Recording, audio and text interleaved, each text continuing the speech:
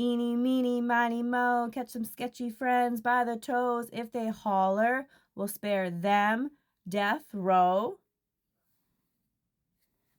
There's a chance that Brian Koberger could be exonerated, and Dylan Mortensen and all of her sketchy friends are indeed the reason why. Sketchy because they have all been caught lying since the beginning, and the internet is not done talking about it until all of the right people are behind bars.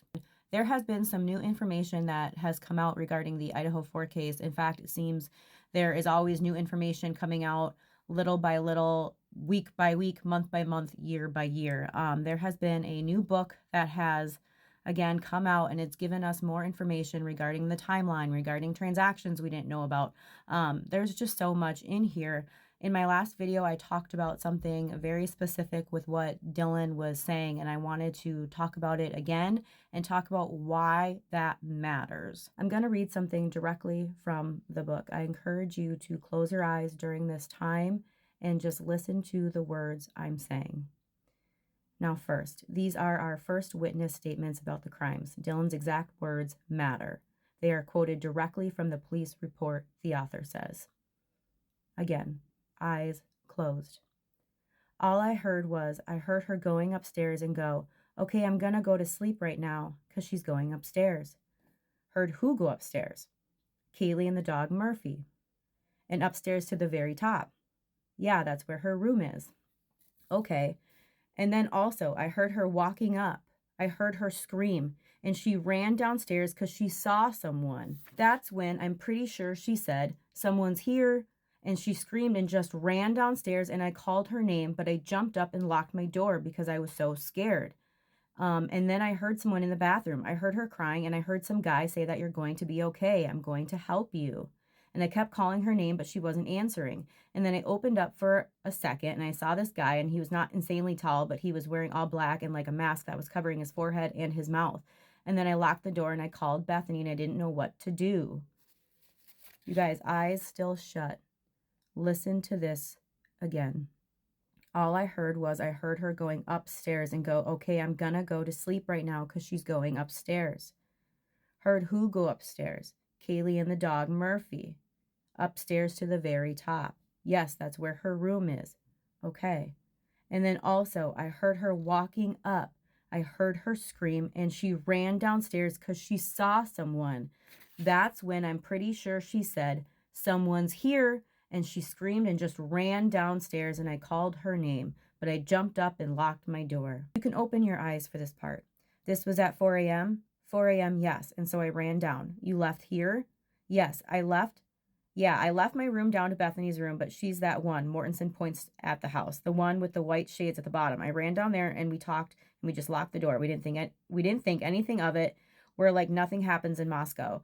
So we just tried to go to bed and we woke up, and it was weird because none of our roommates were up, and we called all of them and they were not waking up, and me and Bethany were like, this is so weird. So I called Emily and Hunter to come over, and then that's when this all happened. The author will then put in a note. Instead of asking for clarifications of seemingly contradictory statements such as Mortensen expressing terror over an incident involving a masked intruder and a screaming roommate followed by we didn't think anything of it, he moves on. Here's the author now. It's worth noting that in 21 minutes of recorded crying as seen on the video, it does not seem to me that Mortensen shed a single actual tear. You're doing great, the officer tells her at one point. I'm scared, Dylan says. It's all right, I'm asking a lot of you, he responds. And here's the author now. He does not ask why she's scared now, with police on scene after waiting almost 8 full hours before calling 911. 911. Yes, she may have just seen Xana on the floor, but she saw the same thing at 4:20 also. All right, you guys, I encourage you to close your eyes again and listen to the words that are being said. Okay, let's go back. I just want to make sure we're getting everything. So you're sure it was about 4 this morning? Dylan, yes, it was 4:10. You first notice a guy, the officer says. Dylan responds, well, I first heard Kaylee go upstairs and scream and run downstairs. The officer, so 4 this morning, Kaylee went upstairs to the way top. Dylan, yes, to her room with Murphy the dog. Okay, and then you heard Kaylee scream. I heard her scream and run, like run as fast as she could downstairs, and she said, someone's here. She ran downstairs. Yes, I could hear. You can hear everything. And I'm sure I heard her run downstairs really fast, and then I heard Murphy barking a lot. Once again, eyes shut. Well, I first heard Kaylee go upstairs and scream and run downstairs. I heard her scream and run, run fast as she could downstairs. She said, someone's here. And then I heard her go into, I think it was the bathroom. And I remember her sobbing. And I just remember hearing this guy's voice, and I didn't recognize it, saying, you're going to be okay. I'm going to help you. But it wasn't in a good way. It was like, I don't know how to explain it. Like, it wasn't in a nice way. It was in a weird way with a weird tone. Here's the author. The spot where Dylan Mortensen stood in her bedroom was 2 doors and approximately 27 feet away from the only bathroom on the second floor. Perhaps the officer is not familiar enough with the house to question how she could have heard a woman sobbing or assess the intruder's tone within those constraints.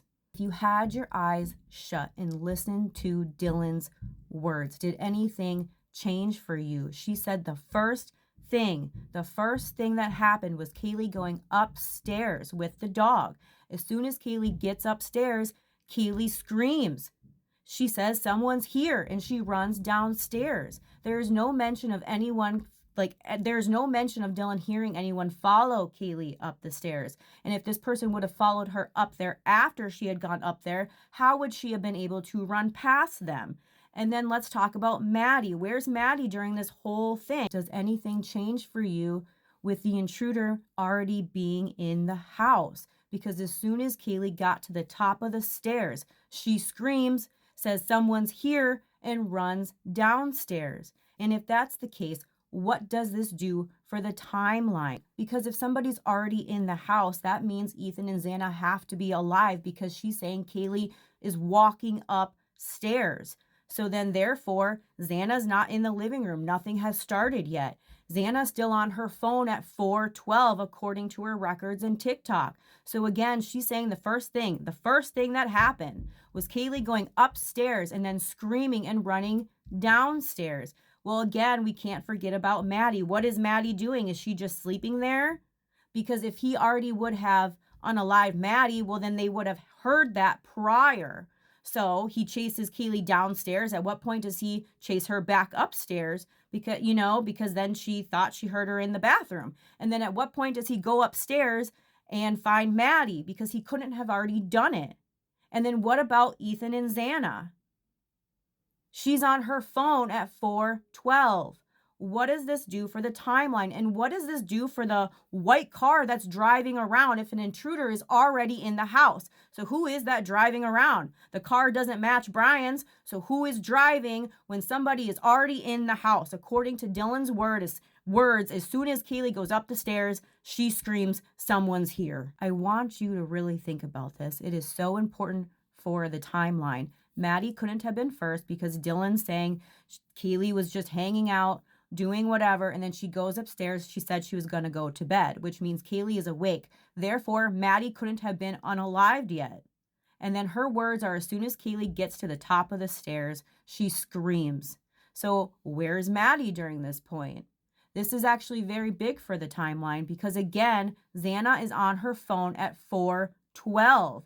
The order was confirmed delivered at 3:59. At 3:51 in the morning, Dylan Mortensen added a new contact to her phone. The same time that the DoorDash driver Molly is walking around having a hard time finding the King Roadhouse. At exactly that same time, creepy Hunter Johnson's girlfriend Emily, not yet Johnson, Venmo'd Xana $14. All 5, 10, 15 minutes before this is supposed to happen? In my opinion, their timeline and narrative is falling apart. It's falling apart. Everything that you do in the darkness must come to light.